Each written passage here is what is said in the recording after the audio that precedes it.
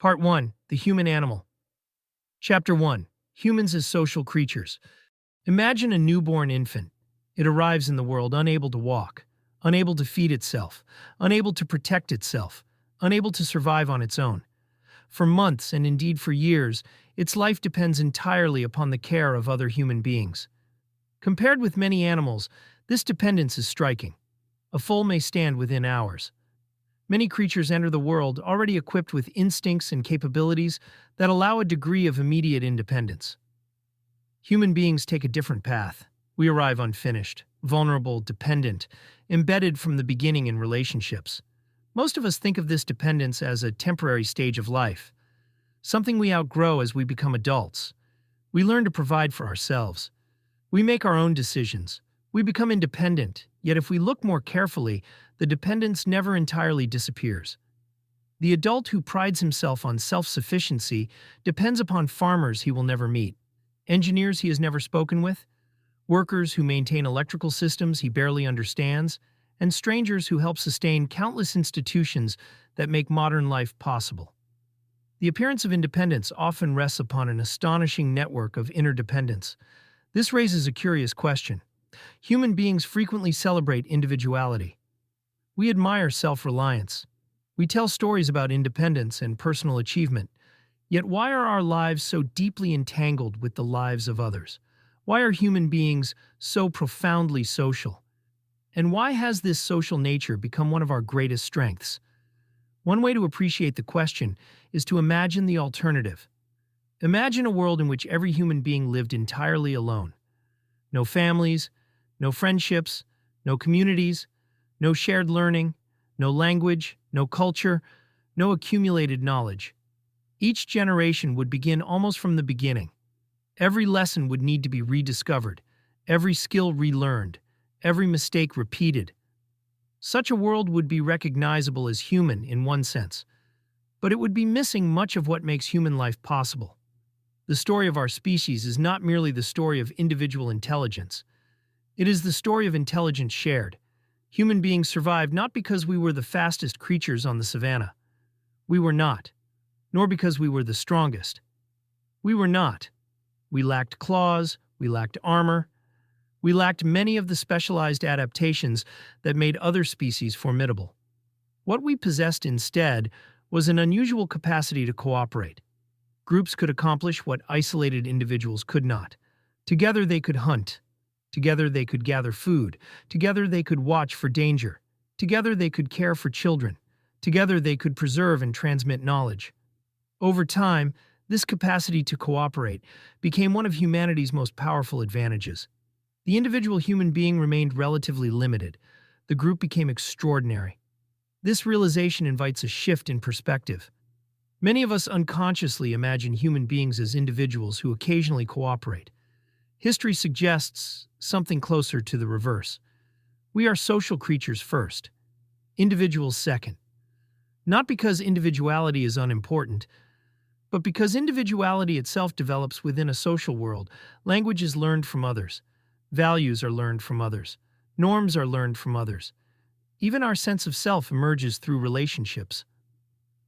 Long before we learn who we learn who we are. Before we understand ourselves as individuals, we experience ourselves as members of families, communities, and groups. Social life is not an accessory added onto human existence. It is one of its foundations. At first glance, this may seem obvious, yet its implications are surprisingly deep. If human beings are fundamentally social creatures, then many of the things we experience as intensely personal may have social roots. Our fears, our ambitions, our loyalties, our beliefs, our sense of belonging, even our understanding of ourselves. The closer we look, the more difficult it becomes to separate the individual from the social world that helps shape them.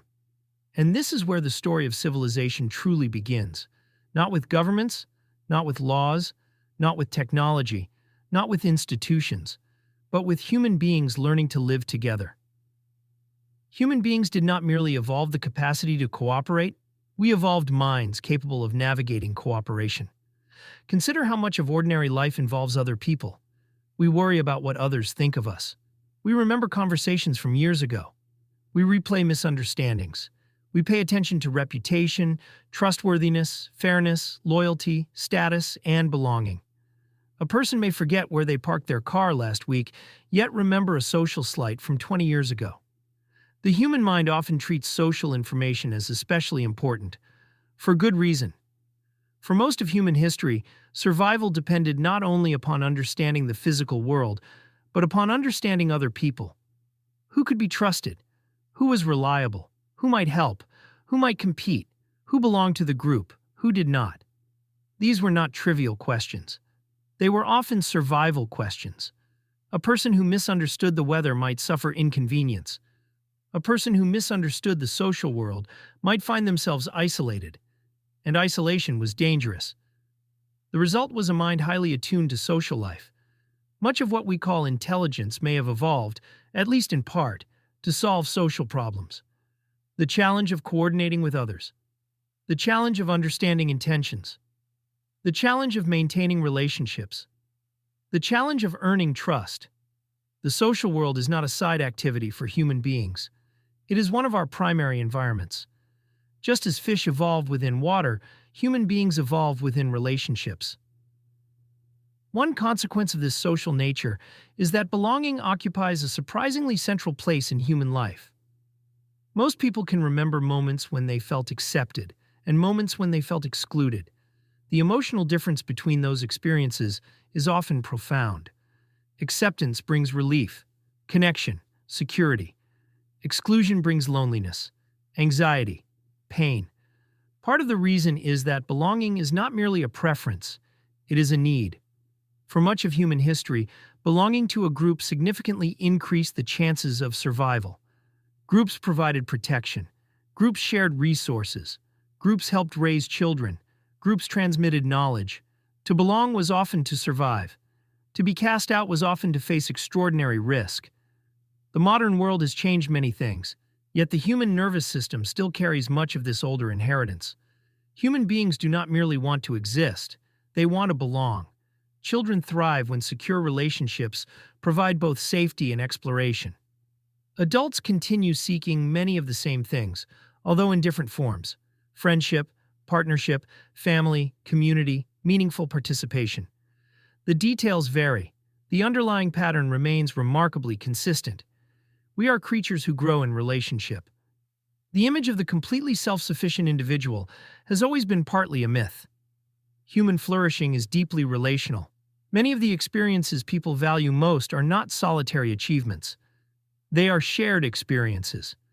Love, friendship, family, trust, belonging, connection. The things that make life feel meaningful are often inseparable from other people. If this is true, then civilization begins to look different.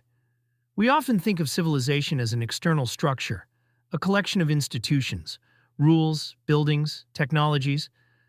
But beneath those visible structures lies something older and more fundamental. Human beings seeking connection. Human beings learning to cooperate. Human beings finding ways to belong. Civilization may be many things, but before it becomes a system, it is a relationship.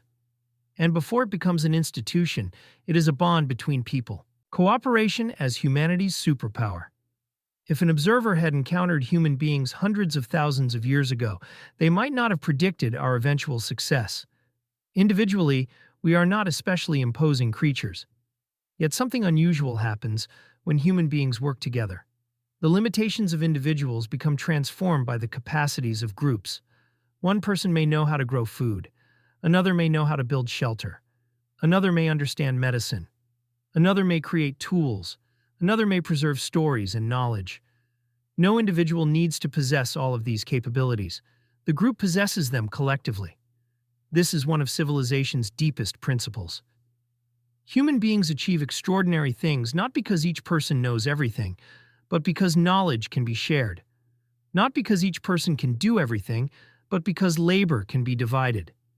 Not because each person is powerful, but because cooperation multiplies power.